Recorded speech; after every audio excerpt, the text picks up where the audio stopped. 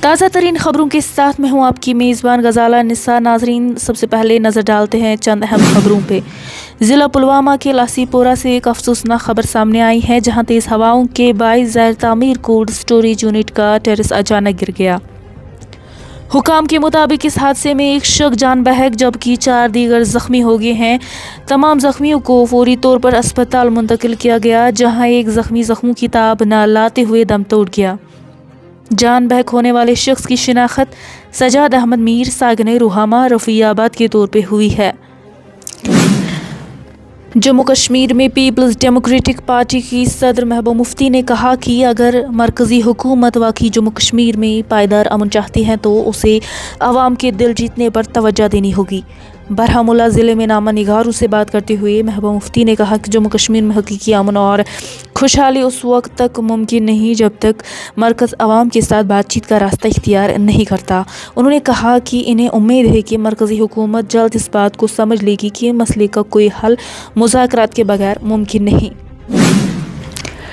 ضلع رامبند کے مکرکوٹ علاقے میں نالے بشلری میں لاپتہ ہونے والے نوجوان تنویر احمد چوپان کی تلاش کا آپریشن جمعرات کو 5ویں دن میں داخل ہو گیا، تاہم تاحال کوئی کامیابی حاصل نہیں ہو سکی ہے۔ رپورٹس کے مطابق مذکورہ نوجوان نے اتوار کے روز مبینہ طور پر کچھ شرپسند عناصر کے تعاقب کے بعد تیز بہاؤ والے نالے میں چھلانگ لگا دی تھی۔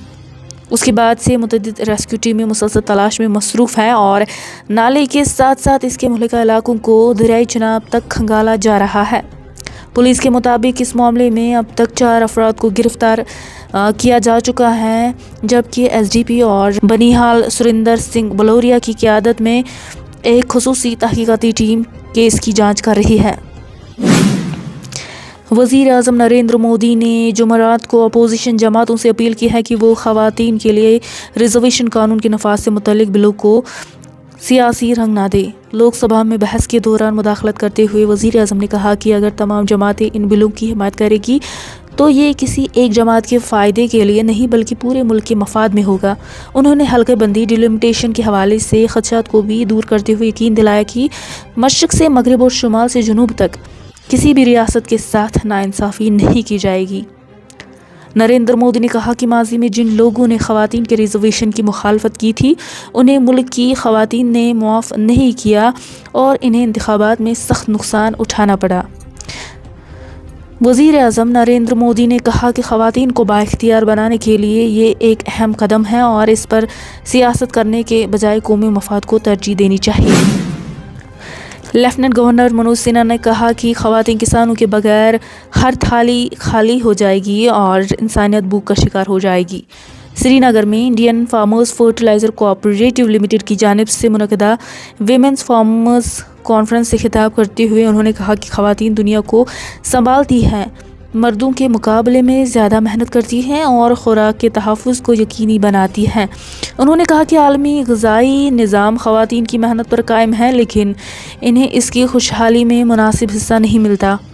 لیفٹیننٹ گورنر منوج سنہا نے کہا کہ وزیر اعظم نریندر مودی کی قیادت میں خواتین کو بااختیار بنانا ہر شعبے میں اولین ترجیح ہے۔ مرکزی وزیر داخلہ امت شاہ نے جمعرات کو واضح کیا ہے کہ مسلمانوں کو مذہب کی بنیاد پر ریزرویشن نہیں دیا جائے گا کیونکہ ایسا کرنا آئین کے خلاف ہے۔ لوک سبھا میں تقریباً 40 منٹ تک جاری بحث کے دوران جس کے بعد خواتین ریزرویشن قانون میں ترمیم اور حلقہ بندی کمیشن کے قیام سے متعلق 3 بل پیش کیے گئے، امت شاہ نے کہا کہ مذہب کی بنیاد پر ریزرویشن دینے کا سوال ہی پیدا نہیں ہوتا۔ انہوں نے کہا کہ آئین اس بات کی اجازت نہیں دیتا کہ کسی کو مذہب کی بنیاد پر ریزرویشن دیا جائے اور حکومت اس معاملے میں پوری طرح پرعزم ہے۔ یہ بیان انہوں نے اس وقت دیا جب سماجوادی پارٹی کے رہنماؤں اکھلیش یادو اور دھرمیندر یادو نے مسلمانوں کو ریزرویشن دینے کی حمایت کی۔ نارتھ ریلوے 17 اپریل سے دہلی اور بڈگام کے درمیان پارسل ٹرین سروسز شروع کر رہا ہے۔